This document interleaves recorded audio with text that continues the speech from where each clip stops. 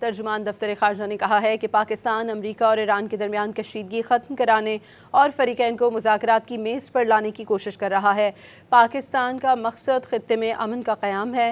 हफ्तेवार briefing में ये भी कहा कि पाकिस्तान DW की रिपोर्ट को मुस्तरद करता है, जिसमें पाकिस्तान के जौहरी असासों के हवाले से बेबुनियाद बातें शामिल हैं।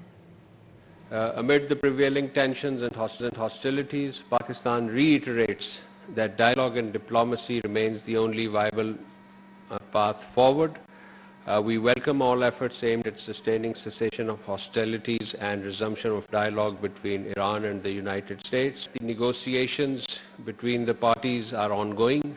Pakistan rejects this misleading documentary aired by the DW, which is nothing but the regurgitation of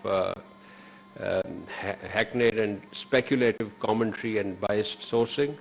Pakistan has full confidence on its technical, legal and institutional mechanism governing the nuclear safety and secure our wider nuclear program.